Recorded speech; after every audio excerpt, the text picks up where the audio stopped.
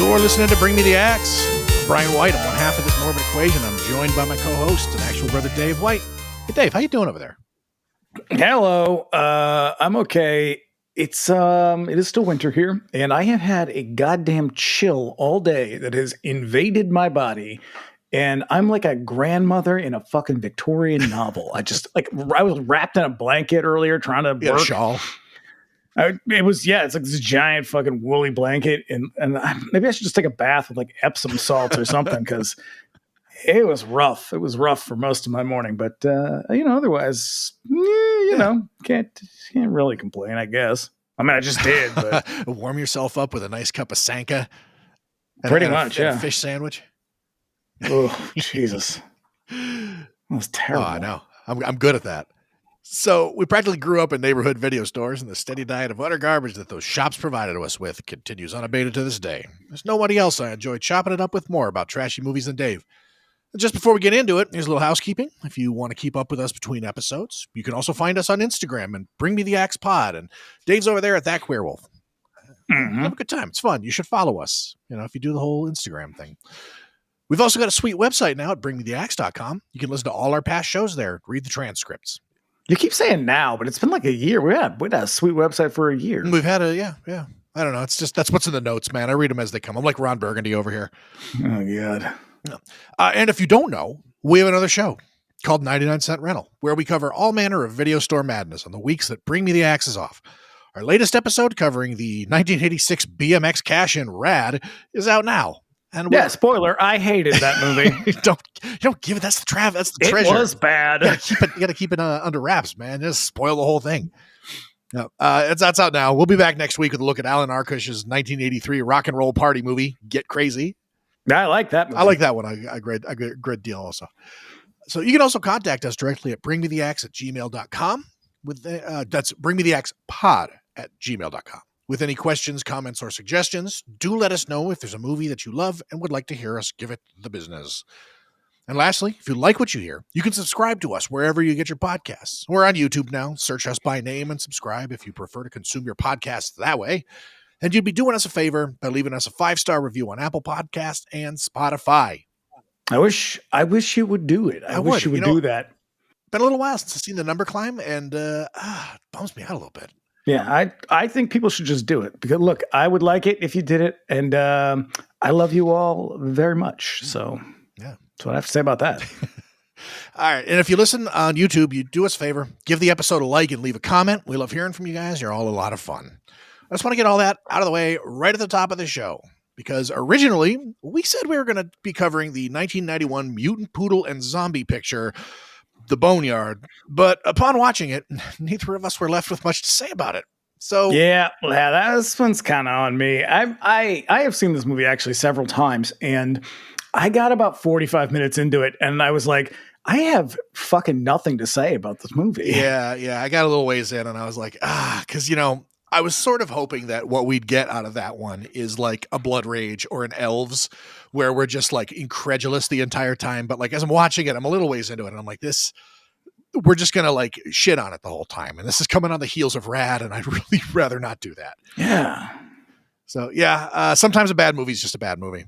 So, but you know what? I tell you, I was like, all right, well, why don't we do this one? You were like, yeah, this one's great. Night of the Creeps. I keep wanting to say Night of the Comet. I do too. We should have done Night of the Comet. But here's why. I was like, yeah, let's do this fucking movie, because I have always loved this movie.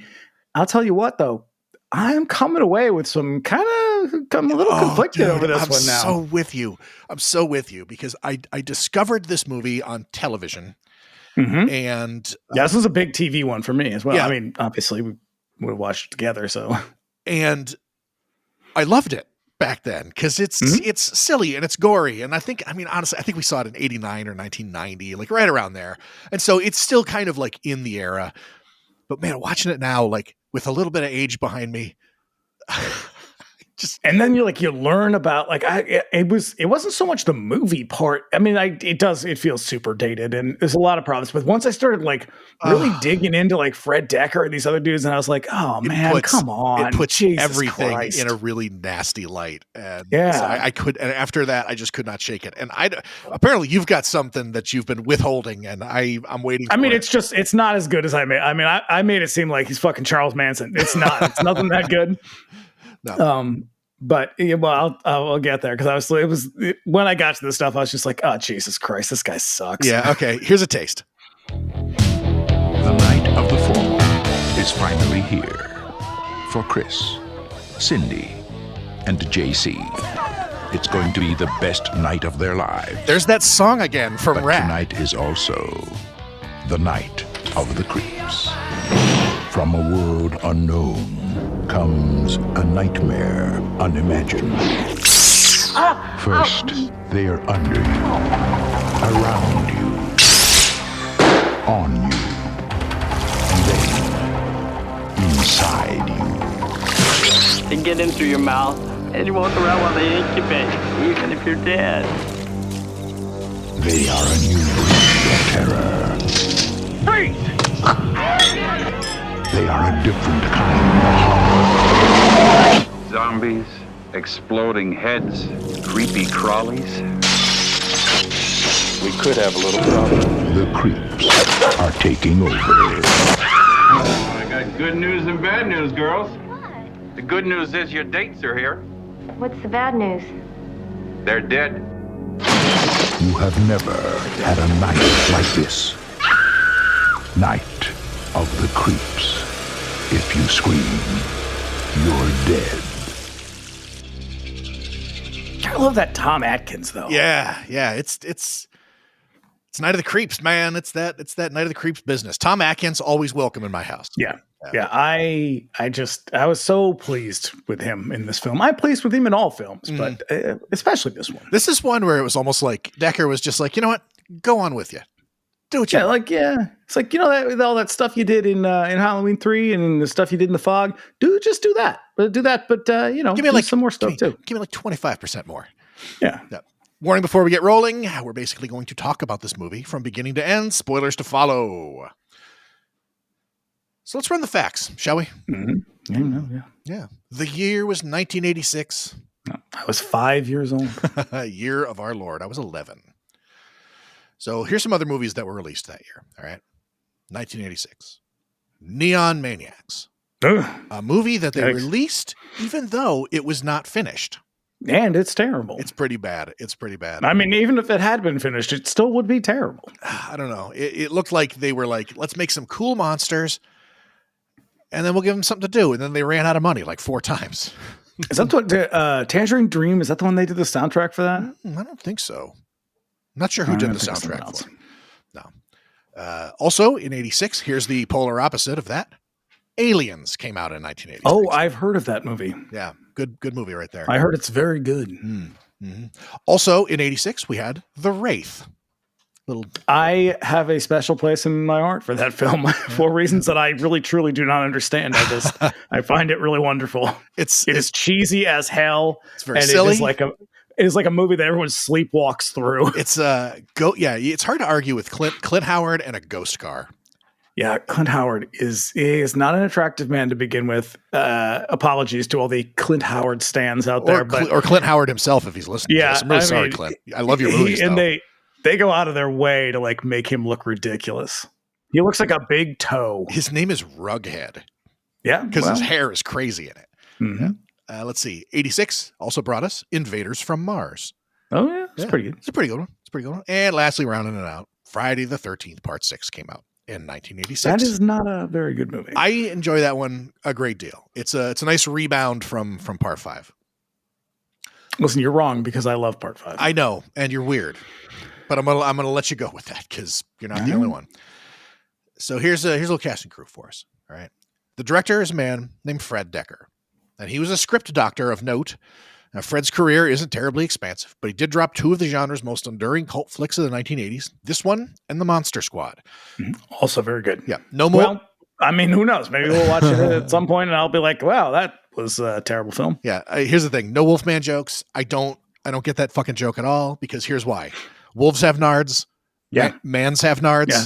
Yeah. Therefore, they're both mammals. Therefore, it simply follows that wolfmans would have nards. Yeah. If you put them together, they're still both going to have nards. I don't know why they wouldn't have nards. Yep. But anyways, the kid who doesn't believe they have nards is a kid named Fat Kid. So just Horace. His name is Horace. Yeah, but you don't find that out until Fat Kid. Yeah. So Dekker is more of a writer than a director. After crapping out, that's for damn sure. After crapping out on RoboCop 3, he gets back into writing, and he kind of stays there. I mean, he's not a terrible director. He's like a competent director. Where it's like, this is not where your strengths lie. No, but he's definitely got a style too. Like there's an aesthetic quality to like both of these movies that. Yeah, but I think he just rips off a bunch of other people though. That could be. I mean, because that's really what's motivating this movie is. Let's be honest. They're all ripping off Hitchcock, who was kind of very often ripping off Truffaut. So, but I think in this one he's really kind of going the extra mile to sort of do Ed Wood. So well, and Corman. Yes, yeah. Because I mean he nicknames Corman right in the movie, and fucking Ed Wood, he Plan 9 features prominently in the movie. Mm-hmm. So yeah. Here's the cast. We mentioned him, Tom Atkins, hell of a guy. Yeah. He's the guy from all your favorite horror movies. And he follows in the tried and true 1980s trend of cartoonish tough guys pioneered by dudes like Tim Thomerson and mastered a little later on by Bruce Campbell. Yeah, I mean, look, Maniac Cop, Halloween 3, The Fog, Lethal Weapon, a television film called Tarantula's Deadly Cargo, in which he is not an airline pilot, he is a smuggler flying a plane with Howard Hesseman. He dies at the very beginning, but it's still a great scene. Also, he shows up for like a few minutes in Escape from New York, equally as yeah. So yeah, right here seems to be having the time of his life as a Dashiell Hammett character come to life on screen. Have you ever met him? Yes. Here's my impression. Because I'm a big fan, love Tom Atkins, but I feel like he really is sort of the epitome of like never meet your heroes. Because I feel like he would be like a douche. No. So it was really late in the sort of cinema-esque cycle before I kind of gave it up, and I went down to Rock and Shock, and I got media passes for it, which kind of entitled me to sort of one-on-one interviews. And I interviewed him, and he was very funny and very sort of like gregarious and silly and like really kind of into the Tom Atkins character. Okay. He was eating dinner at the time, which was a steak with some potatoes. He had a glass of the Atkins diet. The Atkins diet. He had a glass of whiskey and a cigar, which he actually called the Atkins diet. Yeah. I appreciate that. Well, I mean, I love that. I love that because everyone is going to find this hard to believe. I cannot fucking stand Bruce Campbell. I do not like him. I do not like his movies. He seems like an asshole to me. My one encounter with Bruce Campbell was not good. Yeah. So I'll give you that. And I know everyone's like, oh my God, he's the best. I'm like, I mean, he's kind of handsome in a cartoony kind of way. He's real fucking hammy. He's not a good actor. I'm not really sure what's there to love, but hey, to each their own. I disagree with you. Like he made me feel real bad when I met him, but at the same time, like he's really great in a recent show called Lodge 49. The whole thing, he's just a very funny actor. Like when he was also in a Hallmark movie last Christmas. I believe that. I would believe that. I believe he plays Santa Claus. I can't remember it. All right. I'll tell you. I watch a lot of Hallmark movies. If anybody was meant to play Santa Claus, it's Kurt Russell. So, and he did several times. And from here on out, if anybody's they're going to make another Santa Claus movie, fucking Kurt Russell's got to be in it. I will accept nobody else. So, let's see. We got also coming up in here, Jason Lively, the second of many actors to play Rusty Griswold. He's one of the faces. He's my least favorite Rusty. Yeah. He's starting a new podcast. It's called My Least Favorite Rusty. It's just a Jason Lively podcast. Yep. Just me and Karen Kilgariff telling stories about Rusty Griswold. Hey, he's one of those faces from the 80s that you remember, but you may not necessarily remember his name. His family. The only other movie I've ever seen him in was Rock and Roll High School Forever. Yes. The vastly inferior sequel to an already not so great movie. Oh, the what is it? The Corey Feldman vehicle, where he's firmly in his Michael Jackson phase. Yep. But Mary Warnoff is in that, and she is great. That's right. His family is a low-level talent dynasty of people you definitely know, but also may not know their names. His sisters are Robin Lively from Teen Witch and Blake Lively from Gossip Girl. Rounding it out, we've got Jill Whitlow, who, like her co-star, shows up in lead roles from 80s movies, but you may not know her name. She got her start in Porky's, goes on to appear in movies like Mask, Weird Science, This, and a really strange low-budget gig called Twice Dead, which pits a giggling psycho gang from any given 80s vigilante movie and pits them against the evil powers of a haunted house. Oh, and it's also got Todd Bridges. I believe you recommended this to me not too long ago. I just watched it recently, yeah. I have not seen it, but now that you've described it, I think I do want to see it because this sounds like it is something that is right up my alley. Hold it at arm's length. It's no Alien Private Eye, but it's getting there. Oh, well, it's getting there. I very much enjoy that movie. Yeah, nobody fucks with their hat on in it. So, all right, here's some taglines. This is another movie where if you go to IMDb, they got that little tagline section. There's like a bunch of them, but really only 2 of them appear on the poster, and the others, I have no idea where people are getting them from. So first, you heard it in the trailer. If you scream, you're dead. Meh. And then it's in the fucking movie. It's also in the trailer. The good news is your date is here. The bad news is he's dead. So good. So good. Yeah. Yeah, it's great when it's delivered by Atkins. On the poster, no. So this movie also has an alternate title. It was released in certain American markets as Homecoming Night. Weird. Yeah. Doesn't do much for me. I'm going to be honest. No.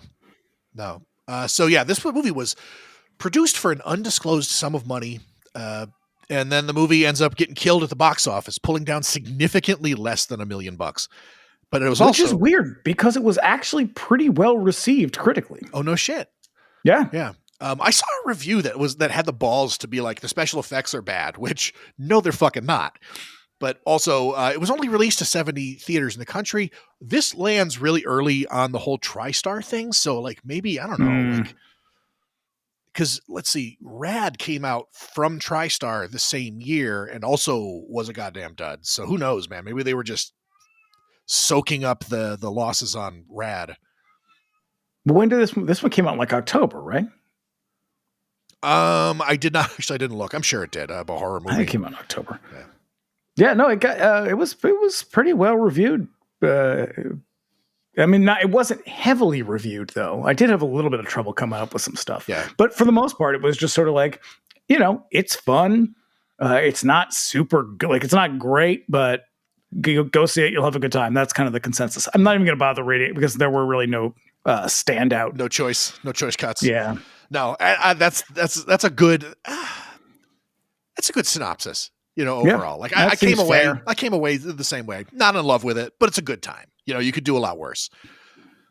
Also, there's a 2007 movie called Zombie Town that was marketed in some markets as a sequel and was even known as Night of the Creeps 2 in Germany. Was it a TV movie? I don't know. It looks like it was a direct-to-video, like low-budget cheapo that kind of came in the middle of like when zombie movies were all the rage. It looks stupid. I have no interest in it. So because this is sort of like around the same time. Didn't Slither come out around the same time? It was basically this. Yeah. Slither was in theaters about that time. Yeah, 2008, 2009, maybe it was 2007. But yep. So when this movie was released in the Philippines, some theaters handed out promotional protective stickers that were supposed to go over your mouth, but I've yet to find an example of one of these. So they did do something similar in the US. They gave they had like masks, surgical masks that you could put on over your mouth. And then people were like, I'm not wearing this. They were my First Amendment rights. Wah, wah, wah. Yeah. They were like, I'm going to Target where I'm going to cough all over you. Get out of my way, homo. Yeah. So of all the movies he's been in, this is Tom Atkins' favorite. Yeah. And I'm glad to hear that. that because I've also read some things about him where he was like, of all the directors I've worked with, Fred Dekker is the only one I'd ever work with again. And I'm like, what is your problem? What have you done? How did you alienate yourself from these other guys? So, and I wonder, so I watched a lot of the bonus features on the DVD, and everybody, so they talked to like the main cast, like the 4 of them. Tom Atkins is in some of them. It's mostly just the 3 leads there. And they're all like, oh, he was so great. I love Fred Dekker. And at a certain point, I'm just like, is he fucking paying you to say this? Because everyone's going, it's like a little lady doth protest too much kind of stuff. But I get the feeling that while the actors may have had a really great time with him, a lot of other people did not. Huh. Like, it seems like the studio had a big problem with him. Because he seems, I mean, he even now seems really cocky. Right. I read an interview with him from a few years ago where after I was done with it, I was like, dude, shut up. Yeah. I mean, there was a point because apparently like when they did, they ran it for test audiences and test audiences were like, that movie was real boring. And he was like, no, it's not. And they were like, put in some more action, I guess, since they stick in a scene at the end that, I'll point it out when we get there. But the other thing they had a big problem with is like, they're watching the dailies and they were like, Fred, this movie has a big problem with pacing. They were like, there are long stretches where nothing really happens. Like, you got to find a way to like even this out. So, the action and the drama, it's all sort of, works out. And I think, he's like 23 or 24. And, I'm guessing he was probably just like, I'm the director. I'll do what I want. And they were like, well, we're the ones with the money. So we're going to do what we want. And they basically took the film from him and edited it themselves. And I'm going to say, thank God they did, because I can't imagine what his version would have been like, because this movie, the pacing's pretty good in this. So whoever did the editing, they made the right choice to do that. Yeah, it's pretty snappy. It is. But again, like I read this interview with him that was from, I don't know, probably like it was done within the last 10 years at least. And in it, he's really smug about making horror movies and like comic book movies when at this period of his life, like this was all he was into. This is all he wanted to do. Like him and Shane Black worked together around the same time as this on this movie that was intended for John Carpenter called Shadow Company. And you can read the script at archive.org. And it's a pretty good script. Like I would love to watch that movie, but only if it was by John Carpenter. Yeah, I don't trust. I mean, John Carpenter's got to write his own shit. Yeah. And like I said to you, I don't really want to watch a movie that they make for John Carpenter because I think of John Carpenter as a very serious auteur. I mean, I know he's like kind of a goofy guy and he smokes tons of weed or whatever, plays video games, but I can't imagine him being like, there's an immaturity to Fred Dekker and I think even Shane Black to a certain extent. It's a super very evident club in this. Yes. And I'm going to share with you now some of the things I learned because so he's living at this time. He's living with Shane Black in a place that they call the Pad O Guys. No. And I heard that and I said, that is so fucking gay. and they live at the bro house that's spelled Haus. It really is. It really sounds like a fucking nightmare. And he describes it as there's a group of us, all young filmmakers and actors who have this pad and talk about girls and movies. It's kind of an Algonquin table. We can say anything and get away with it. Now, here's the thing about the Algonquin table. Those people were very smart. I hate that. I hate everything about that. And they were not juvenile assholes. I mean, well, maybe some of them were actually, but that is so fucking dumb. But then they go on. He says, so I guess it was probably in Westwood. It sounds like it was in Westwood. And he says that the reason he loves living in Westwood, because I get the impression, and I don't know anything about neighborhoods in Los Angeles in the 80s. But he says, I love the palm trees and orange sunsets and the fact that this is where the Sharon Tate murder was committed. Here is where Marilyn Monroe committed suicide. I like that sense of history. And I read that and thought, you know what? Fuck you, Fred Dekker. You sound like a goddamn idiot. I don't. I love that Sharon Tate was murdered here. Isn't that so cool, man? No, it's not cool. I don't like it. I will agree that I have a real morbid streak. And those sorts of places and those sorts of events are very interesting to me, but I do not regard them as awesome. They are tragedies, horrible things. Marilyn Monroe was abused by the fucking system in a horrible way. Sharon Tate, goddamn, what a sad fucking story that was. Yeah. But yeah, I still want to know about it. It's the sort of shit that I'm kind of interested in just because I'm dark and weird. Yeah, but this has that very like, hey, isn't this cool, man? Yeah, like, it's not cool that this woman and her friends were fucking slaughtered by junkies. Yeah, he reads like a guy who's just got there. Like, I don't think he was a California guy. I think he was a transplant. And so, yeah, he's there. He's in the industry. It sounds like he got a job like almost immediately, which lucky him. Yeah, I think this seems like it was kind of at that time though, where you've got like John Hughes and like everybody's looking for the hot new thing coming out of like UCLA film school. Yeah.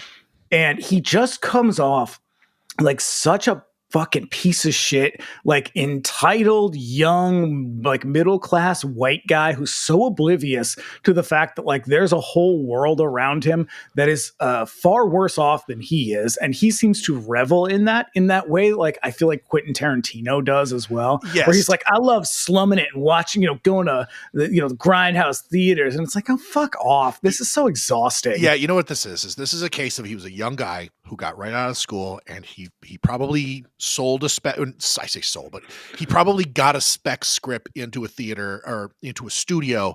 And then all of a sudden, like there was a buzz about him. So he could just do whatever he wanted, say whatever he wanted. Cause like they were throwing movies at him to write. He wrote a 3D Godzilla movie that was never produced. He also did something for another Godzilla movie, didn't he? He has a script credit for the sort of like translation and the kind of plotting for Godzilla 1985. And that's the shit one. It's not shit, but the Japanese version's way better. I watched the Japanese one just recently, but like they do the same thing that they did on that one that they did in the 50s, where like they in the American version they inserted some like American actors and shit like that to sort of make it Raymond Burr, to make it palatable. That's who was in that one. But yeah, the Japanese version is way better. Just comes across like such an asshole. I mean, here's another, like he said that he wanted to shoot the whole movie in black and white, which like I don't really know. I don't know why that serves you in any way, since the movie takes place in the 80s. Yeah. But also he said I wanted to serve it black and white and have lots of Sam Cooke jazz playing. Now, here's the problem with that, because Sam Cooke's not a jazz musician. So what he said was, here's a black guy. He must be a jazz musician. And it's just like, oh, God, fucking Jesus Christ. That's your grandfather. He's a famous jazz musician. They all are. But that is that vibe that runs through this whole movie that I just could not shake the whole time I'm watching it. Like at a certain point in one of the bonus features on the Blu-ray, one of them was like, he was so committed to diversity. And I was like, what the fuck are you talking about? This movie is nothing but young white people. It's super white. There's like two with black the exception guys of there's like a couple non-white people. One of them is a stereotype that is played for a joke. Yeah. No, there is a note about JC that I think is kind of interesting. That really, I've got a lot of things to say about that. Yeah. Because his whole thing is people would ask him like, why did you make him disabled? And his whole thing was like, you could just make a disabled character and not have the whole thing be about him. And to me, I was bullshit. I don't believe that, and I'll tell you why when we get to the character. I would tell you why now if you want, but we're in the zone. So we haven't gotten to the movie yet. The character of JC is he has some sort of condition that is creates a mobility issue. He's on crutches, right? And I read that thing as well, where it said he says something about it. Yeah, basically, whatever you paraphrase it, pretty much like why not? You just there's lots of different people in the world. Why not do that? And this is after reading all this other stuff and learning all this other stuff, and I was like, you know what? There's nothing about this guy that says he's going to do. He's interested in diversity. This is a thing that he sort of retroactively applied. Yeah. Because I just contrast this with a lot of sort of like modern shit where if this movie were made today, like JC would be like a superhero and he would be like doing gymnastics and shit. And like, yes, that is the case, for a very, very, very long time. The only reason you put gay people in movies was either so they could die or because it was a part of adversity. No, my theory as I was watching this was, you have two nerds in this movie, and you have one girl. If they were both just sort of like average mobile nerds, then you have competition for them. So you have to figure out. You have to find a reason why one of them is not viable as a love interest. That's fucking terrible. Yeah. That is a super shitty thing to imply, to be like, oh, well, he's out because obviously he's crippled. Like, all right. Wow. But, do you think they cannot be objects of attraction or something to be sexualized? Like, that is so fucking gross. You're making a real leap, but I'm actually not, because after I watched the movie and I had written that down, in one of the features, the guy who plays JC says, I never really understood why the character was on crutches. Like, why is, what is this disability? Like, he keeps calling it an affliction. And I was like, that was a very strange word to use. That's what they called the English professor in Pieces, his affliction. Yeah. And yeah. And I love that. I think that's hilarious, but I don't know if affliction's the right word here. But he was like, and then, I realized that if he had not been afflicted, he would have been competition for the Chris character. And I was like, fuck yeah, I knew it. I knew it. Because here's the thing, like, they don't have to do that. They could have just written a girl into the script for him, you know? He could just be like, I'm not interested in that girl. Yeah. They don't both have to be, they don't have to be in competition. Like, it's that juvenile mindset of like, every nerdy guy's got a lust after a girl. And I mean, and he makes comments throughout the movie like, well, I'm never going to have sex. And it's like, you're a fully functional person. Why are you never going to have sex? And there's another scene like when he records the message and leaves a message for him. And he's like, he emphasizes that he finally walked. And he's like, and I was like, in Fred Dekker's mind, for a person with mobility issues, this would be the pinnacle of that. Like they could never, just sort of accept that's not going to be a thing and like have bigger ambitions. It's always going to be, well, I'm not whole because I can't walk. And so that's going to be the big thing. Like he finally achieves this thing just before he dies. And I was like, man, fuck this movie. This fucking ableist bullshit is so fucking gross. Yeah. All right. Well, okay. Now I'm with you. Because at first I was just like, I wonder why he did this. And then I was like, well, I'm going to speculate. But then when I got to the thing and I was like, oh, I'm not just speculating. I think I'm on to something here. Oh God. That character also reads as real gay. No, you know what I see. And the reason I'll save it when we get into it, just so we don't get too deep in the weeds here.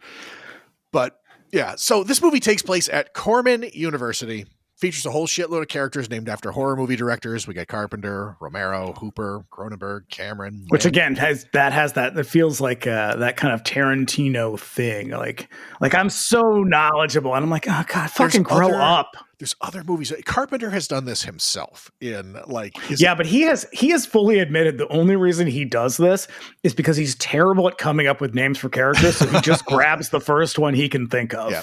And they're usually like people he knows or people that are like in the room with him. Yeah. So George Glass. So Tommy Wallace. Yeah. Nick Castle. Or Lindsay Wallace. Atkins plays a character named Nick Castle.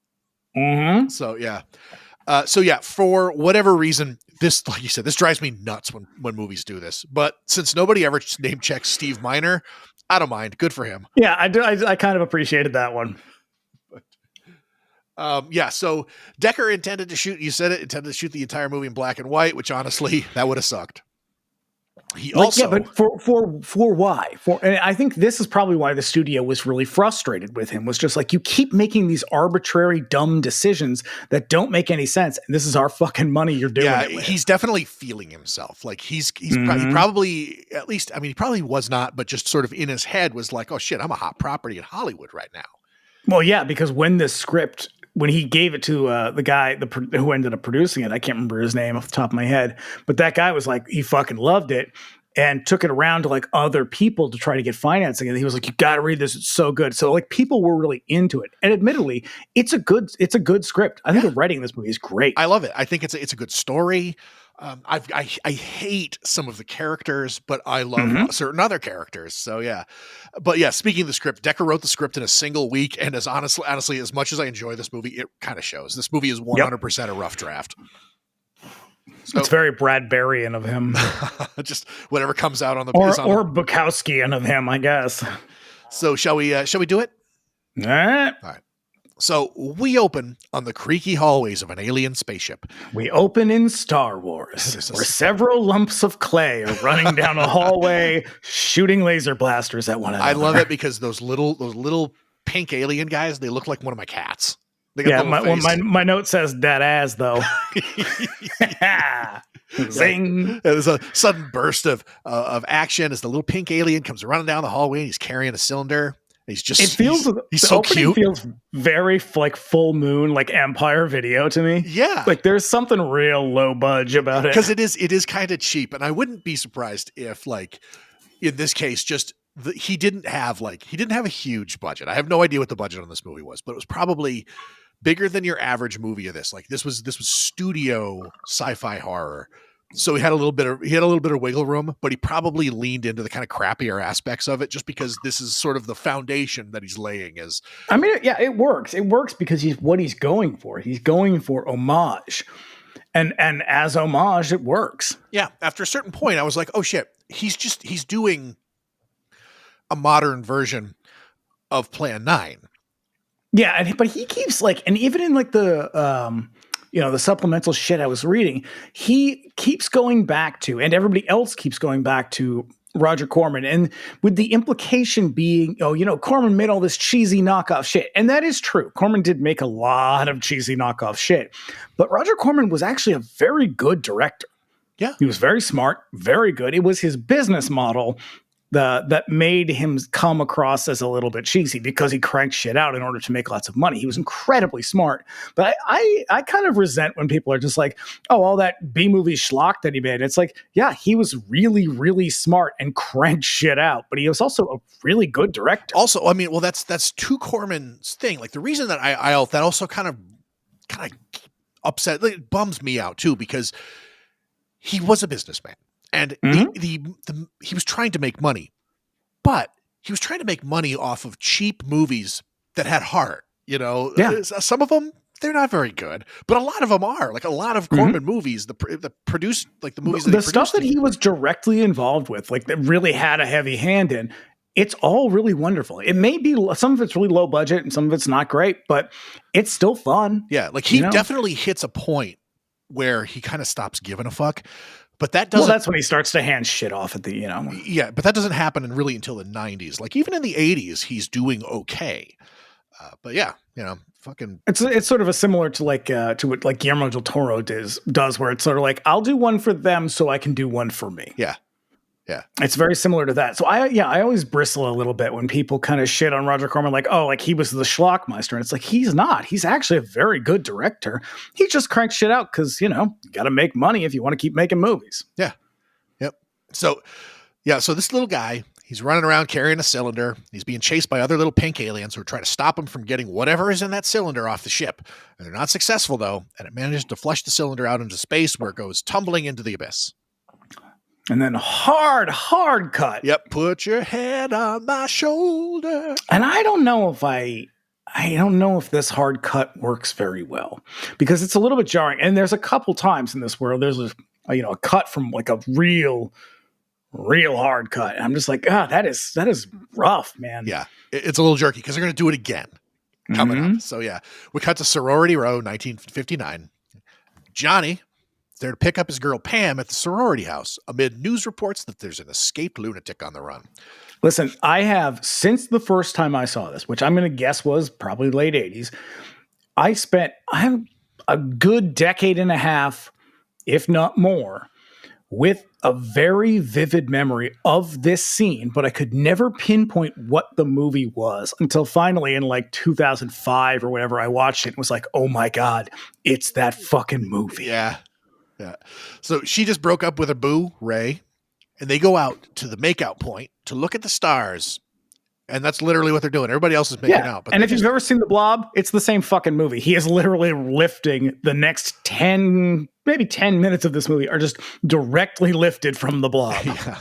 So, yeah, who should walk up to him while they're out there trying to get all the parked cars to go home? It's Ray the cop, who's bummed at this whole situation. This guy playing Ray the cop, young Ray the cop, he looks remarkably like actual Tom Atkins. Yeah. Yeah. It's like, it is. I was very surprised. Yeah. So Pam and Johnny go back to watching the stars, and they notice that one of them is getting brighter and brighter until it flies overhead and crashes nearby. Johnny, naturally, wants to go have a good look. Mm-hmm. Yeah, just like Steve McQueen in The Blob. So they park. He gets out to find whatever just crash landed while Pam waits in the car. Yeah, she really doesn't want him to go, though, because she says, "I'll even let you fondle my breasts," which I think is a hilarious line. That and this next part also makes me laugh because this is like something out of Pee-wee's Big Adventure, where she gets a report of the crazy escaped guy, and he's heading west along Route 66 toward Corman University, and then she turns on the lights to show a series of signs which say Route 66 West, Corman University. Love it. Mm-hmm. Stupid comic touch. I think is pretty funny. And so Johnny, now he finds the crashed object, and it is revealed to be the cylinder from the alien craft. And it breaks open, and a brain slug from space leaps into Johnny's mouth. And meanwhile, the escaped crazy guy sneaks up on Pam in the car with an axe and chops her up. So now, another hard cut to Pledge Week, 1986. Corman University's Greek Row is a bustling madhouse of 80s teen movie mayhem. Mm-hmm. Yeah, this movie, this whole fucking movie is a pastiche of other shit you've seen in the 50s, 60s, 70s, and 80s. Yeah. So we meet our two intrepid heroes, Chris Romero and JC Hooper. Chris is a whiny incel loser, and JC, he sucks. JC is his optimistic wingman. And he's awesome. Here's what he says. Here's what Fred Dekker says. He says, regarding JC's disability. He says, there's no reason aside except that we just don't see it. You can make a movie with a character who's handicapped without the story being about the fact that he's handicapped. Yes, you can do that, but it still needs to have a reason why. Otherwise, it's just exploitation. Yeah. Unless the person playing the role happens to actually be handicapped, in which case, fine, I guess. But I don't know. I just don't buy it. It's just like, yeah, you can. I just don't think you can. Yeah. So Chris spots Cynthia across the way by the Beta House, a frat of bitchin' bad guy 80s proportions. He falls immediately in love with her, which is a red flag, and can't summon the courage to go and talk to her. I mean, this is like Charlie Brown, little red-haired girl obsession. You know what their dynamic reminded me of this entire movie was Dante and Randall in Clerks. Yeah. Because Dante is also insipid and just won't shut the fuck up. And he is the worst thing to happen to either of those women in that movie, you know? Yeah. And this is, I think, also why I think there is a read of JC that is kind of queer, because he is... A lot of his lines are very, at one point he says something Chris is complaining about something. He's like, "Oh, that bitch." He comes back with a lot of real quippy, sassy lines. And there's no hesitation in his willingness to be confrontational. Mm-hmm. Which is if you are marginalized in a way that makes you come across as harmless to sort of hyper masculine people, you have that there's that tendency. I mean, that's where a lot of drag, sort of sassy drag vernacular comes from. And so there is this, I just kept getting this feeling of the way that he responds, the way that he's just fuck it, I'll go talk to her then. But I don't think he is supposed to read as gay. I think it's just, I'm picking up on some of those. I think the more appropriate and more accurate read is that, he's asexual because he has mobility issues.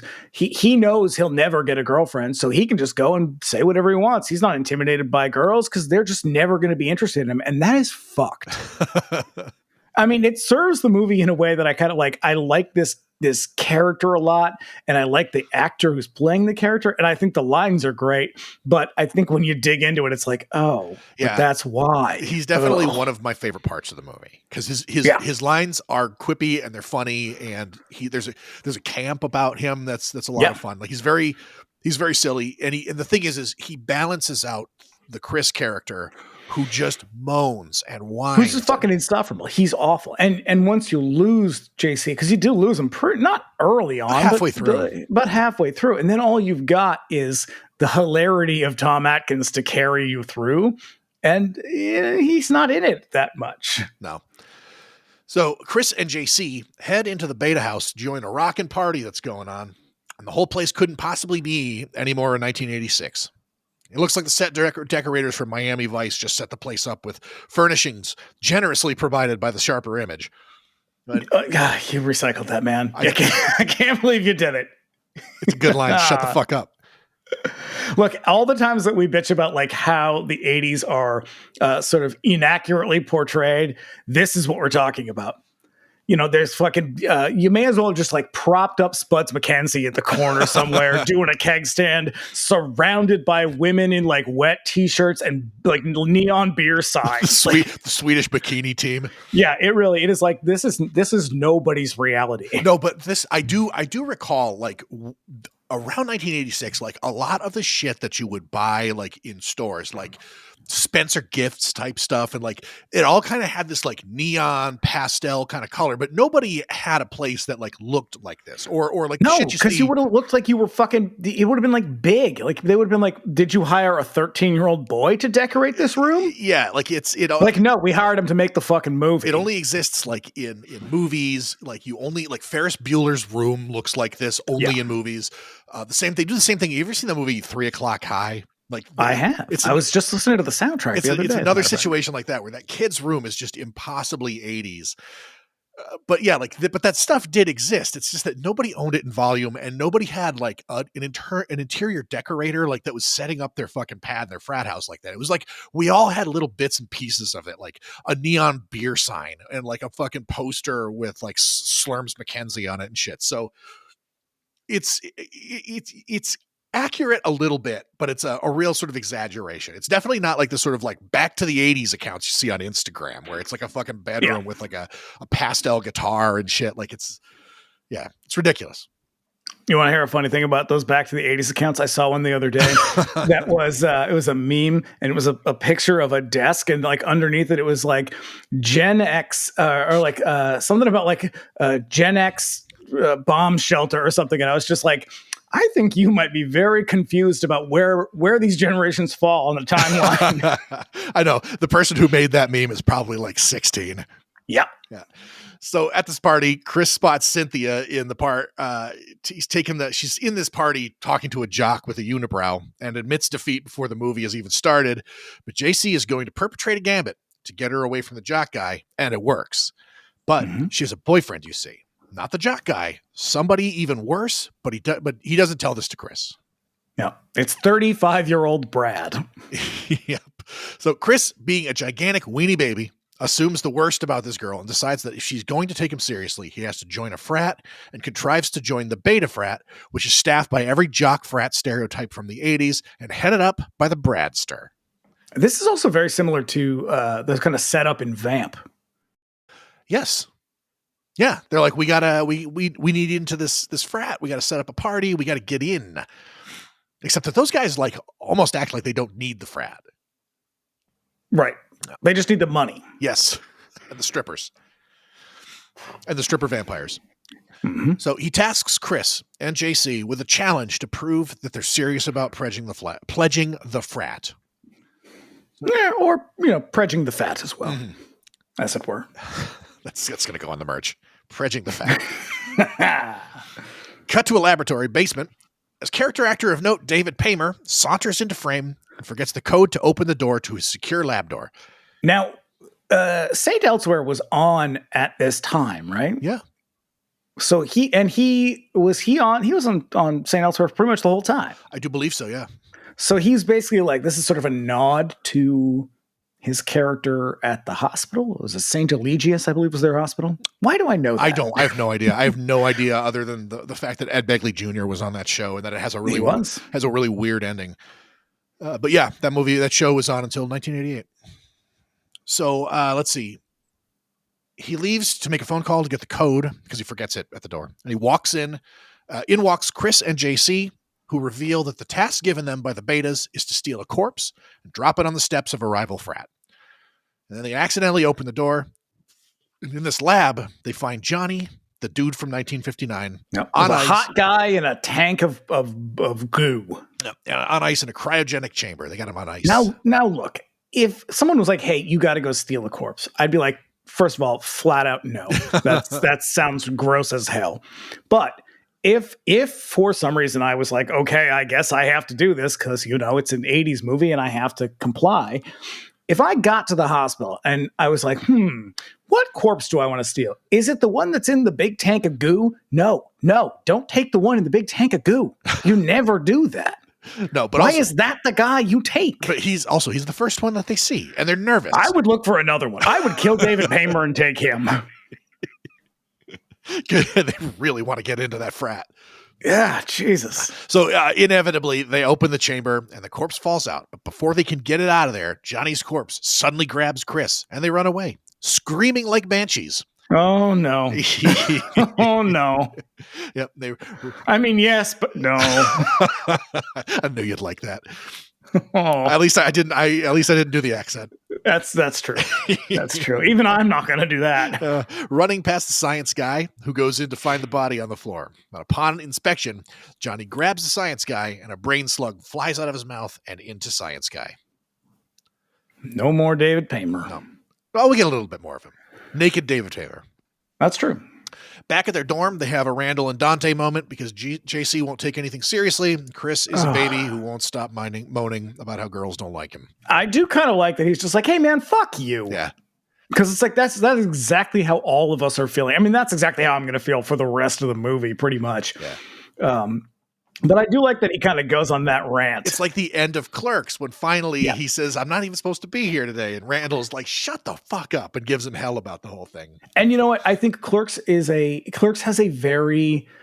it's a good comparison because it's obviously not 1-to-1, but it's a similar feeling of like all of a sudden indie movies are real fucking hot. And there's all these like young, kind of privileged-y white guys who are getting like tons of attention from Hollywood. And they're just like, here, make a thing. And it's like, oh, great. You made a movie that appeals to young white guys. Yeah. And everyone else is just like, I mean, I get it, but okay. Yeah.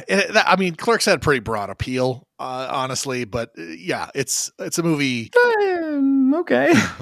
I challenge you to look up the stats on that. I mean, Kevin Smith built a fucking empire on that he is still living well off of. There's a lot of fedora sporting dudes who had money and loved that movie. It's a fine movie. I have no problem with Kevin Smith, but it does come at a time when there are these sort of like young, hot, new, creative directors who mostly happen to be white men that are being given lots of attention. And it feels very similar where it's like, you're just making a movie that is, you're not really thinking about what the world looks like outside of people like you, because you don't realize that there are people unlike you who experience the world in a very different way. Sure. And that is, I think, what this movie feels a lot like. It's just like, oh, you think everybody sees and experiences things the way you do. So then they have a pillow fight, like normal college guys do. Yeah. The normal college guys who definitely don't want to try kissing each other. It is a real weird moment. Yeah. So now out at some beach, Tom Atkins is being served tropical drinks by beautiful women while wearing a white tuxedo. It's rough. Like that is a hard outfit. It's definitely like a prom tux intended for a much younger man. So out in the shallows of the ocean, he sees his ex-girlfriend Pam rise from the water. Flashes back to that time he snuck up on the maniac axe murderer who killed her, but it turns out that he's just having a dream.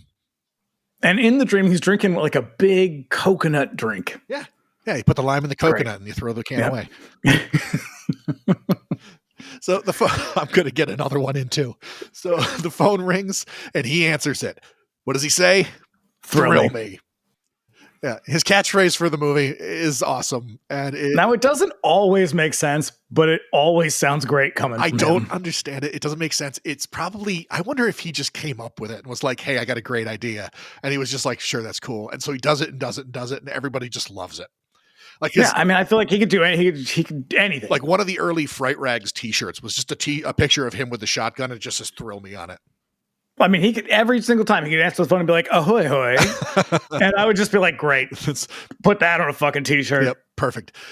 So he's called down to the laboratory where we find Science Guy dead, but Johnny is missing. Now, David Paymer, Science Guy in this case, was supposed to be a graduate student. Oh, I know. The ages in this He movie looks are all like over the he's like place. 40. Because I know, looking at some of these people is kind of like when I was a little kid and I would see high school students, and I would be like, man, they look so much older than me. Like, did they drive the bus here? They must have. I know. And then Did they work and then here? they're gonna leave there and they're gonna do their homework and go to third shift at the factory because it just, when you're little, they look so much older. And so now that I'm like a fucking old man and I'm watching this movie, now David Paymer still looks pretty old for a graduate student. I don't know. Maybe he came into his PhD program like late. When I see people in high school now, I'm like, just get the fuck out of my way. God damn it. Why are you walking so slow? I know. That's what I think of people. What is with that hair? Anyways. Yeah. And why are you wearing sweatpants everywhere? Put pants on, you goddamn lazy fuck. And get off my lawn. It's seriously, it is real bad every single day. I may as well just be out on the sidewalk shouting at people. Yeah, old man yells at cloud. Mm-hmm. So, God damn it. That's like the seventh one. I'm on fire. I got another one in the can. So it's an 80s movie crime scene right down to the sandwich eating coroner who is eating that is a trope that, man, the 80s loved a food eating coroner. Yeah, like he deals with dead bodies all the time, but also he's got to eat that pastrami sandwich. And I heard a thing the other day. I was listening to a podcast, can't remember what it was, and a very similar thing came up, and they were just like, "Hey, I was listening to Johnny and Eileen, and there was a movie where the coroner's eating a sandwich, and they're like, why is this always happening? They were like, hey, people out there, if you work with bodies and whatever, is this a thing that you do? Like, are people just weird about shit? And I thought, well, I know someone who used to work with dead bodies. She doesn't anymore, but my friend Elena does that. And I remember her moment it's just like, she was like, no, you just get used to it. Like, obviously you're not eating around bodies, but like, you just, no, there are probably it becomes your job. There's probably like regulatory procedure that just prohibits that sort of shit, particularly at a crime scene. But I just love that they were like, what's real gross? If the coroner's eating a sandwich. And it's like, well, I mean, it's just because it's inappropriate. Like, why are you eating a sandwich here, man? Wait till you get in the car. It's ridiculous. That's what it is. Yeah. So understandably, Detective Cameron here is upset that one of the bodies is missing, and he tells the reporting officer that he's going to play Poo Patrol with his nightstick if they can't find the other body. Yeah. This movie has a real kind of Revenge of the Nerds vibe that I'm just like, oh, that movie didn't age well at all. Yeah. So back at Sorority Row, Brad drops Cynthia off at the sorority house because he has pledge humiliation to do. Because Brad sucks. Yep, and as he pulls away, his license plate says the Bradster. Now, in the house, one of the sisters is seen storing some jarred brains in the basement for a science project. So, like you do. Yeah, put a pin in that. Remember that. Johnny's corpse, meanwhile, stumbles right up to the house. And then there's a girl, she's doing a little reading. She's got her nightgown on. Got those huge Judith-like glasses. Mm-hmm. She really does. Yep. Or what's her face? Who's the one? What's the in Twin Peaks, the secretary at the police station? God, I can't remember her name right now.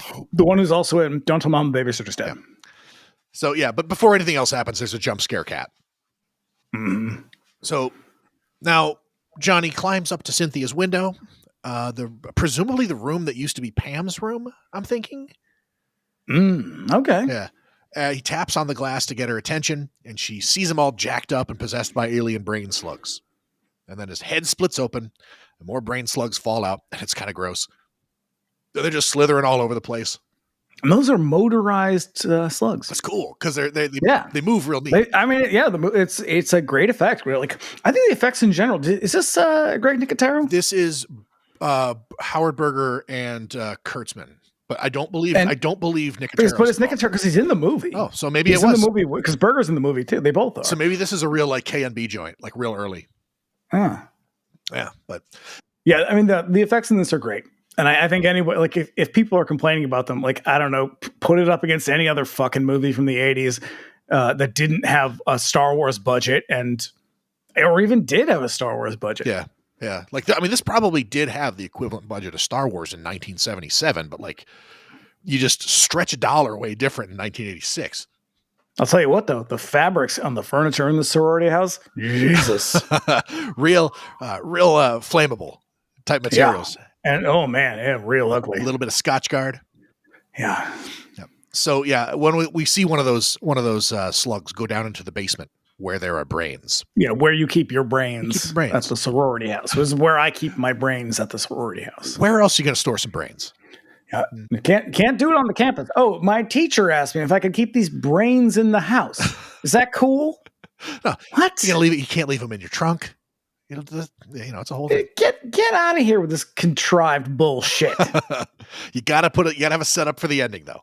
I guess. So on his way into the sorority house, which is now the scene of a crime involving Johnny's dead body, Detective Cameron stops to smell a rose, which is a reference to Bela Lugosi's last screen appearance, shot by Ed Wood and used in Plan 9 from Outer Space. Also, a fucking killer ending to Tim Burton's Ed Wood. Yes. Yeah. Very moving scene in that film. That's my favorite Tim Burton movie. It's a great movie. So the coroner is there, and he's also eating a sandwich. You never see him without a sandwich in one hand. He's also like kind of a slobby, bigger guy too, and it's like, oh Jesus, Here we go. This must be that diversity they're talking about. Got plus size actors. No. So out back, Cameron comes upon the house mother's cottage and looks haunted, having flashbacks to burying the body of the axe murderer in 1959. So now the next day, Chris and JC are cornered by the betas outside of class. And they give them hell about dumping the body at the sorority house, which was not where it was supposed to go. Chris and JC didn't do it, though, and they mouth off about it, which causes the Bradster to kick JC's crutches out from under him. That, just so you know, that the Bradster is a real bad dude. And I think this is where I started to feel like, oh, this is a movie written by dorks. Yeah. Yeah. Like, this is a movie like with real hard nerd, because everybody's a fucking stereotype in this movie in a really awful way, like in a way that I find it like obnoxiously offensive. The jocks are jocks. Yeah. And like he's going to get the girl and she'll realize that he's really the one. And it's just like, this is so fucking gross, man. Dekker gives me the impression that like whenever the Super Bowl is on, he's one of those guys who calls it sports ball. Yeah. Oh yeah. Yeah. Yeah. So yeah. Anyways, Cynthia sees this and walks out on him. There's a meet cute between Chris and Cynthia, but before they can get acquainted, they're arrested. And now this is where you get that other thing, like, oh, Cynthia's like a real kind of dork fantasy girl. Like she's kind of cool and badass, and she doesn't really want to be with Brad, and she's going to give him the finger. And it's like, oh, for fuck's sake, man. But also, grow up. Also, Chris has to do approximately zero work to sort of get her. She comes to him. Like she realizes that like he's the real guy she wants. It's that kind of thing. And look, I am a giant nerd. I am on the record for fucking 39, however many episodes we have, talking about all the dorky shit I have filled my house with. I am fully aware of that. And this is when I say the nerdy fantasy-ness of this, I mean every bad implication. Like it is just, this is like you are the kind of person who drives your car down the sidewalk because a girl turns you down. That's the shit I'm really not into. And that's the vibe I get, is like, that slut won't be with me, so she's a slut. It's that kind of thing where I'm like, oh, fuck off. Yeah, it's real nice guys finish last hours. Mm-hmm. Which turned out to be some real dangerous shit. Mm-hmm. Oh yeah, that evolved into terrible, terrible ways. So now Detective Cameron questions them, but they don't really talk, having nothing to talk about. But there's a witness named Minor, and he's a janitor that saw them running out of there and is just tickled by the description of how they ran out of the lab, screaming like banshees. Oh, no. And now I'm going to say, if you haven't watched the movie, this is an older Asian man who speaks in a very, very stereotypical Asian accent. Mr. Moto. Yeah. It's somewhere between Mr. Moto and Mr. Miyagi. He's made to seem a little bit simple. Now, Fred Dekker, is that his name? Fred Dekker. I don't know why that sounds wrong to me. He later on was just like, I hate this comes across as a stereotype. I really wish, that this was different. It was like, you should have said something to the director then. Or maybe the guy who wrote it. Take it up with them, you fucking idiot. I know. Here's the thing. People make mistakes in their past. And with, I'm certainly there and am guilty of some really fucking horrible shit that I wish that I could go back in time and take back. But I don't know. I kind of wonder where he's at these days. But it was the way that he frames it is just sort of like, I wish that they hadn't done that. Where it's like, that they hadn't done that. It has that vibe where it's like, did you think you weren't in control of that somehow? Yeah. As writer director of this film? I know.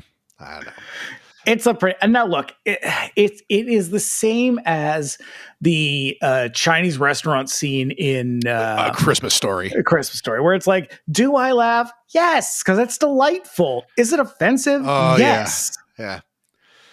So elsewhere at the morgue, Science Guy's body suddenly sits upright and walks out of the morgue without being noticed by anybody. And he comes across the janitor, Miner, who is still laughing at screaming like banshees. He repeats that with a chuckle like 8 times. And after like each time he does it, I'm just like, God, it's not funny. It's just not fucking funny. He comes across the Science Guy who presumably infects him with a brain slug. Now, the Bradster calls Cynthia at the sorority house where all the sisters all lounge about in their underwear. Mm-hmm. Like a sorority house. Like you would think if you were kind of a loser, 22-year-old film director, you would think, well, what a cool ladies do. Well, they hang out in their underwear, reading books and like throwing pillows at each other and shit. Yeah, lots of like dudes do. Yeah. Down feathers flying all over the place, experimenting sexually with one another. Exactly. Oh no. Jesus Christ. Yeah. So she breaks up. Yeah. Well, it was definitely a better choice than the boneyard. So she breaks up with him for being such a dick, to which he says, have a cow about it. Why don't you? To which I say, ay caramba. Oh, no, that's the setup? That's what you were waiting for? Oh, that's like when you recycled your joke from last night about the movie. Only you had heard that one. I liked it so much I had to use it again. Now I told everyone else that you already used it once. God, I'm so sorry, everybody. You just found out the hard way that I'm a hack. So the jump scare cat is back, but now it's all jacked up and brain slug possessed. So Cynthia, who has had the cat looks like it was just sort of lifted from the Reanimator set. Oh, yeah. I mean, it might have been. I mean, it was kind of right around the same time. God, that's what this movie needs. Fucking Jeffrey Combs. Yeah. Fucking A. So yeah, she's had quite a night. She goes to see Chris and JC about it, tells them all about the weird, crazy shit that happened to him. So to give them a little time alone, wingman JC breaks off to go to the restroom. Yep. And so while he's there, the brain slug possessed corpse of the janitor stumbles in, falls over, and erupts, sending brain slugs all over the place. Meanwhile, on the bathroom stall wall. Yeah, so I learned a little something here. So Kyle Tucci, who did she did makeup on this movie, and she was dating Michael Sweet at the time of the movie's production. Now, to hell with the devil. Yep, Michael Sweet is the singer for the 80s god rock hair metal band Stryper, which is why Stryper Rules is written on the stall when JC dies. Now, she also did makeup on movies like Breakin', The Terminator, and Teen Wolf. Oh, yeah. She died in 2009, unfortunately. Oh. Yeah. Was it breast cancer? It was like ovarian cancer, I believe. See, it's always breast cancer or ovarian cancer. Yeah, it's a fucking bummer, dude. But yeah. Fuck the both of them. Not feeling it. Not into it. So, and you know what? While we're at it, fuck Stryper too. That was some dumb shit. The only cool thing was that they had a yellow cassette. Yes. Because it was the Yellow and Black Attack. The Yellow and Black Attack, yeah. If you read Isaiah, whatever that fucking scripture line is. And if people don't know what we're talking about, they were a Christian heavy metal band who was fucking ridiculous. Let's say, like hair metal. Let's put heavy metal in quotes, air quotes there. Yeah. They're very, very silly. They were headed up by a very pretty young man. I found all sorts of funny things. In that way that like LA Guns was heavy metal. Yeah. Because they were part of that like Hollywood. Yeah, the way that Nelson was heavy metal. Very, very generously applying the label. No, like Stryper would like rent limousines for themselves whenever they would like play a gig, so that when they got to the gig and it was time to go on, they would get out of the limousine in front of like the fucking crowd waiting to go in. Yeah. That's all you. Is this like when Manowar rode out onto the stage on motorcycles when I saw them? Kind of, but that's awesome. Yeah, Manowar were fucking great. Yep. Side of the hammer, pounding. They were really good. Yeah. So JC discovers that the brain slugs don't like fire when he lights a match and touches it to one of the slugs. Then one of them runs up his pant leg and he panics, falling forward, crawling on the floor at perfect level. Now, here is my other thought when I saw this scene was the disability of the character specifically to facilitate this moment? Maybe. Because why else would you fall forward? I mean, it also doesn't, like, I don't know, doesn't make a lot of sense, but it's like, if not for his need of crutches, that wouldn't have happened. Maybe, but like you see, I don't know, you see these brain slug things like leap into the air and shit. Yeah. Like, so I don't know. I think it's just how Dekker kind of saw it going on. Like if he tried I think by this point in the movie, I was real down on it. And I was just like, these fucking scumbags. You can't envision a world where, a disabled person is totally happy or whatever. Like, well, here's the thing. I mean, from here on out, I was like, whatever. Apart from some of his woe is me shit, like JC seems pretty well adjusted. He's the best character in the fucking movie. Yeah. Also, why did this guy not have a better career? He's great in this. I know. It's like this and like he's very natural. Yeah. I don't know. But yeah, so JC ends up possessed. And as it's happening, you see Go Monster Squad written on the wall nearby. Mm-hmm. Monster Squad was released the following year. So unaware of what has befallen his bro, Chris walks Cynthia home, who invites him to the school formal. Now, is that a thing that happens at universities? Not at the one that I went to for many years. Oh, but you went to like a woke liberal. I did that yes. Thing. I wonder, like, I mean, maybe it seems like a real like old school thing. Like maybe they were doing it in the 80s. The 80s, though. I mean, it's a, mid-80s. It seems like a thing. Yeah, it seems like it's handled like a high school prom kind of thing. It really is. It has a real kind of momentous occasion. Very auspicious. Yeah. So now Chris has something to look forward to. Cynthia, who's been talking about zombies and exploding heads all night, has no idea what she's getting herself into. Now, she seems like my kind of lady. Yeah. She's getting it with this weenie dude. So now detective. And you know what? If you watch when I did watch the bonus features, he's the one that comes off where I was just like, oh, you seem like you suck still. Jason Lively. I was really not into any, like, the more I learned at a certain point, I turned to Michael and I was like, I gotta stop watching this. I don't like any of these people. So Detective Cameron intercepts him, takes him home, or gives him alcohol, then proceeds to confess to murdering the axe murderer. Now listen, this fucking scene is so good. This is such a great scene because, and it's very well written, but Tom Atkins acts the shit out of this moment in a way that I was like, wow, he is a really, really good actor. Yeah.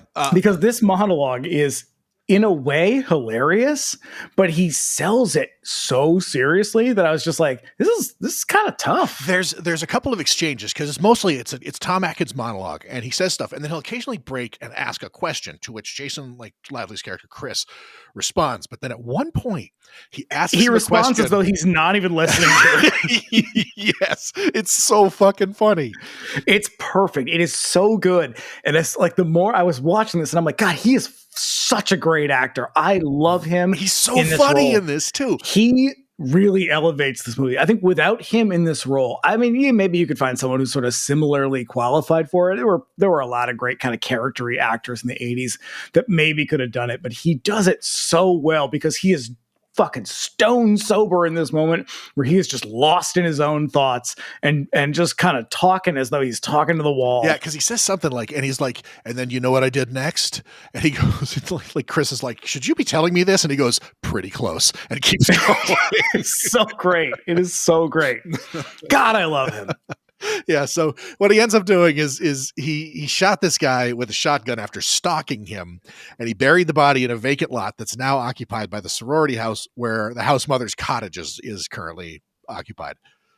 And for some reason, he still drives the same car. I know, he's got this Hudson Hornet for some reason. It's just, you know what it is it's a sort of stylistic choice because he's got like Dashiell Hammett books. He's got when he wakes up, very, very like old school. Yeah, when he wakes up from that dream, he's got a Raymond Chandler paperback in his lap. So it's all of that kind of like hard boiled crime fiction shit from that period. Mm-hmm. So speaking of the house mother, she's all alone in her cottage right now, watching Plan 9 from outer space like a normal person. Yep. Yep, there's a banging because it's free. That's why. That's why she's watching. It was that or Night of the Living Dead.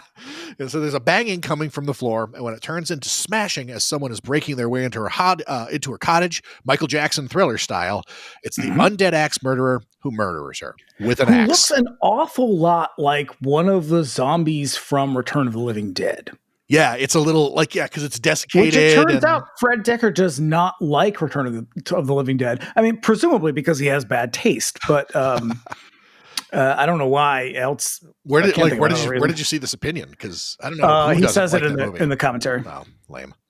Because it's like, well, that's fucking stupid because that movie's really, really good. Yeah, I know. Arguably much better than this. Oh, for sure. It's not even close.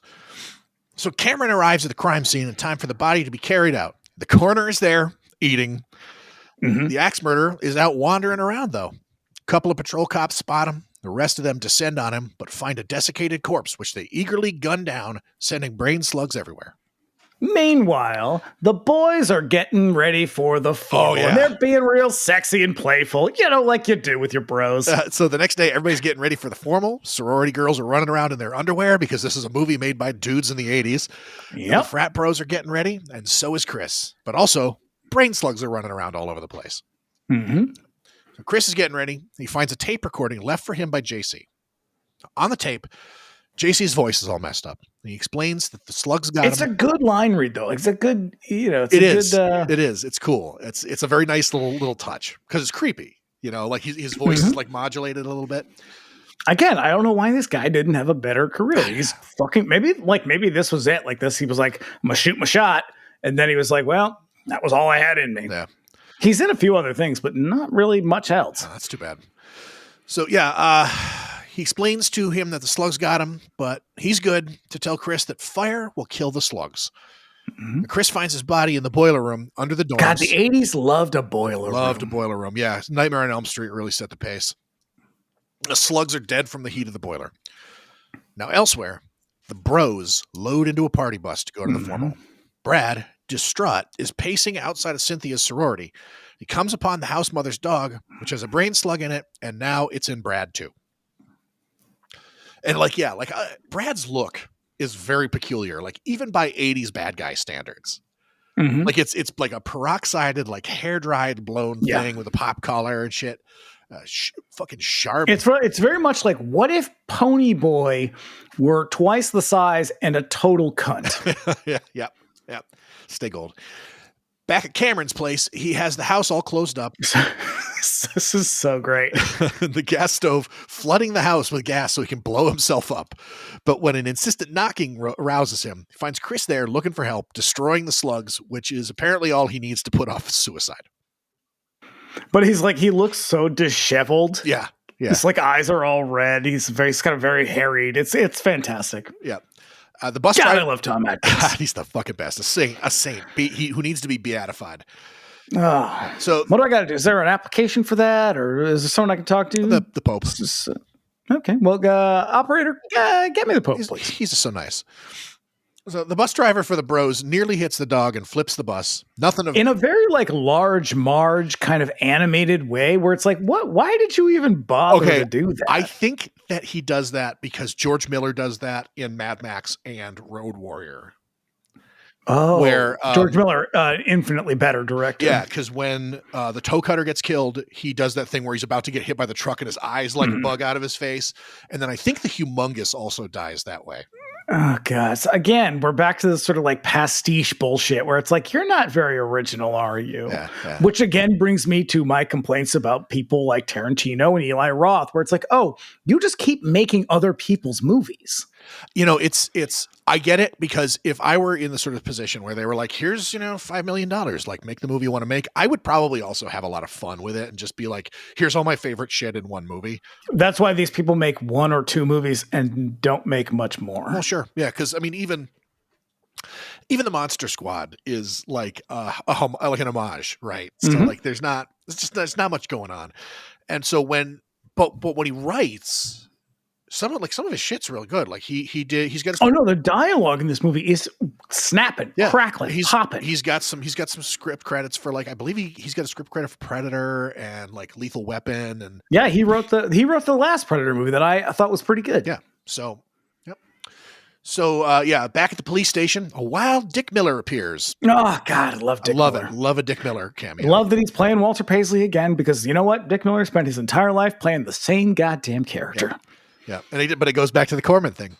Yep. So he appears in the police station armory, provides Cameron and Chris with a flamethrower against his will.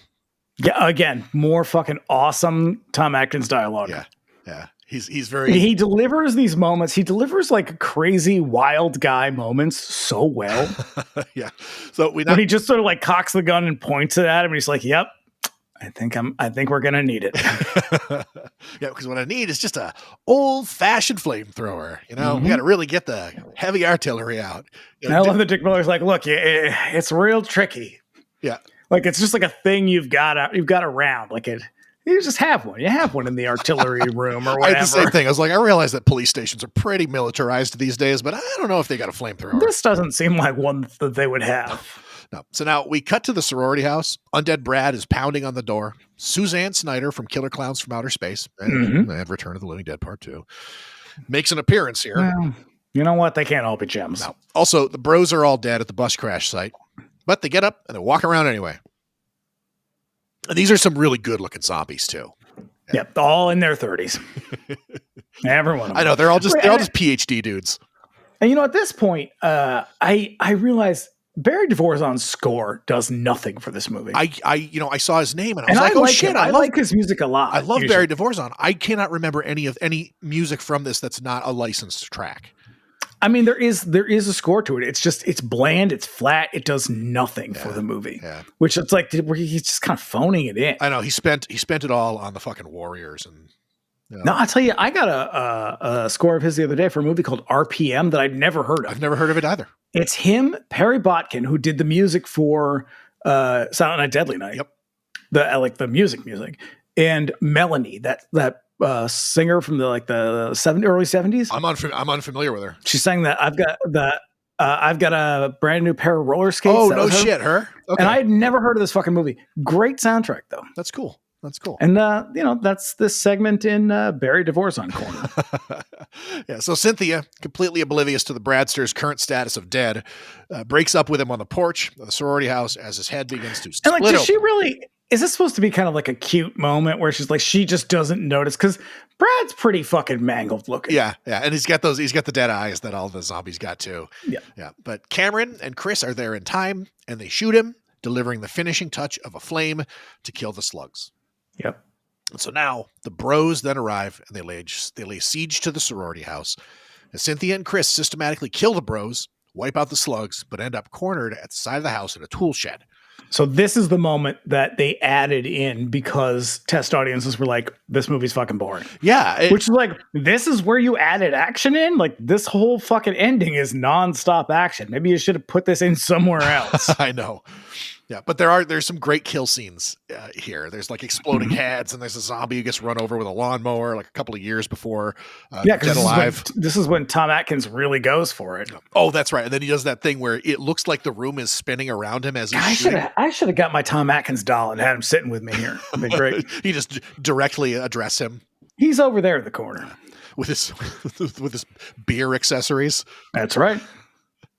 Yeah, so, they think that the zombies are all dead, but they spot some slugs slithering into the basement, where Cynthia suddenly remembers that there are brains down there. And when they get to the basement, they find the place infested with slugs, but also Cameron is there with a gas can, getting ready to... In another really great moment, he's got the fucking tape over his mouth. Yeah, and like a fool, he takes it off. And so, he's getting ready to burn the whole place down. They run for their lives as he douses the slugs. Outside, we get a catchphrase... And then the place blows up, presumably taking the slugs with it. And then Chris and Cynthia kiss. Yeah, I know. Bad choice, Cynthia. He sucks. I know. You're going to be over this dude in a week. So elsewhere, the burnt-up husk of Cameron stumbles with a lit cigarette in his mouth, and it falls down next to a cemetery. Slugs burst from his head, regrettably. And I didn't care for this. I don't like the ending. The other ending also isn't very good. I don't care for that one either. No. But they burst it from his head. Well, you know what I do love? I do love a miniature set. Yes. Okay. I love that as well. Because the slugs then sort of like slither into the cemetery, which is like when the camera rises up over the fence, it's clearly a model of a cemetery and kind of a it's like the model in Beetlejuice. Yeah. Like nice fucking model. But and I love it. I love the way it looks. Like it is very clearly a crappy model. But so now, but like as things are happening, there's a spotlight overhead, and the aliens have found where the slugs landed, but they're a little too late. Now, I don't think either. So if we think of this movie as like a pastiche and an homage to movies in the 50s and 60s, I don't think that either of these endings are befitting an homage to those movies. Because they're both kind of a fucking bummer. Yeah, there's always a triumphant ending to these movies. Yeah. You know, like the sort of normal dude and his girlfriend overcome, you know. Not here. Nope, they're a little too late. Nope. She just ends up with a shitty guy and Tom Atkins dies. I don't like either of those things. No. What is it? I think in the original one, the dog comes running up to them as they're outside of the sorority house, and they get down to look at it, and then its mouth opens and a slug jumps out of the screen. And I think we're supposed to presume that it is attacking Cheryl. Cheryl, is that her name? Cynthia. Yeah, my note says Cheryl. Who cares? I mean, doesn't matter. I hope it would end up in Chris, but yep. So yeah, also that spaceship shows up in Star Trek: The Next Generation. So we cut and Fiend. It's actually Fa. So we cut to black. Roll credits. Well, how do you know? Yeah, I know. Learn your French. Well, I don't know French. Yep. None of the creeps. Well, let me ask you a question. We've watched this movie many, many times over many, many years. How do you feel about this movie now?